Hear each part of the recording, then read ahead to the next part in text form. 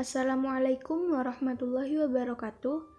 Di sini saya Erika Trijuraida bersama rekan saya Siti Aminah akan mempresentasikan mengenai membangun argumen tentang dinamika dan tantangan Pancasila dalam kajian sejarah bangsa Indonesia. Yang pertama, kita akan membahas terlebih dahulu mengenai dinamika Pancasila. Dinamika sendiri menurut KBBI berarti gerak dari dalam atau tenaga yang menggerakkan. Jadi, dinamika Pancasila atau eksistensi Pancasila di Indonesia mengalami pasang surut mulai dari penerapan, pemahaman maupun implementasi nilai-nilai Pancasila dalam kehidupan berbangsa dan bernegara, mulai dari awal kemerdekaan sampai masa sekarang atau masa reformasi.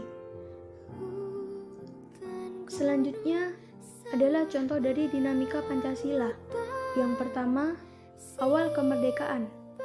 Setelah Indonesia membacakan proklamasi pada tanggal 17 Agustus 1945, Indonesia sepakat menjadikan Pancasila sebagai pandangan hidup. Namun sayangnya, sejak November 1945 sampai sebelum dekret Presiden, Indonesia malah menerapkan sistem demokrasi liberal. Dan yang kedua adalah pada masa Soekarno, khususnya di tahun 1960-an, Pancasila kalah populer dengan Nasakom. Nasakom ini adalah nasionalisme, agama, dan komunisme. Justru hal ini dimanfaatkan oleh sekelompok orang yang berhaluan komunisme untuk menjadikan bangsa Indonesia menjadi bangsa yang komunis.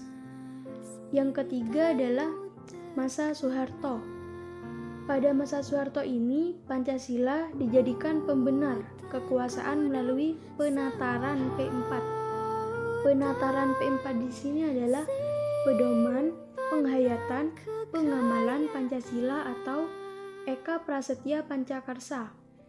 Namun sayangnya, pemerintahan Soeharto dianggap menyimpang dari nilai-nilai Pancasila karena beliau lebih liberalisme dan kapitalisme dalam mengelola negara. Yang keempat adalah masa reformasi atau masa sekarang.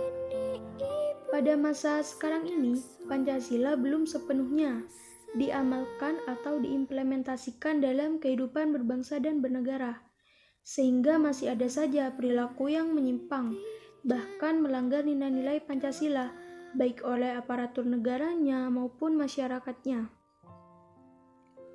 Selanjutnya saya akan membahas mengenai tantangan Pancasila. Tantangan sendiri menurut KBBI yaitu hal atau objek yang menggugah tekad untuk meningkatkan kemampuan mengatasi masalah.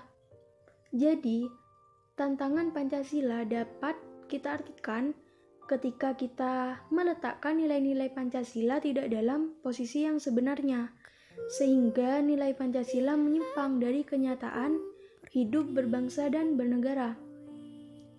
Salah satu contohnya, pengangkatan presiden seumur hidup oleh MPRS dalam TAP nomor 3 MPRS 1960 tentang pengangkatan Soekarno sebagai presiden seumur hidup.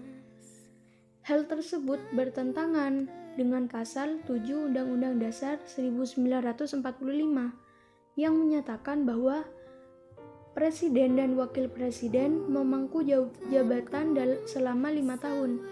Sesudahnya dapat dipilih kembali. Pasal ini menunjukkan bahwa pengangkatan presiden seharusnya dilakukan secara periodik dan ada batas waktu 5 tahun. Sedangkan tantangan Pancasila di era globalisasi ini berupa masuknya paham-paham dari luar yang bersandar pada otoritas materi seperti komunisme, liberalisme, kapitalisme, hedonisme, pragmatisme, dan lain-lain. Yang tentunya paham-paham tersebut menggerus nilai-nilai Pancasila dalam kepribadian bangsa Indonesia. Oleh karena itu, kita sebagai generasi muda perlu menghadapi tantangan-tantangan ini. Caranya dengan menerapkan nilai-nilai Pancasila dalam kehidupan sehari-hari. Sekian penjelasan dari kelompok kami. Apabila ada kesalahan atau ada yang tidak dimengerti, saya persilakan untuk bertanya. Dan apabila ada yang ingin menambahkan, saya juga persilakan. Wassalamualaikum warahmatullahi wabarakatuh.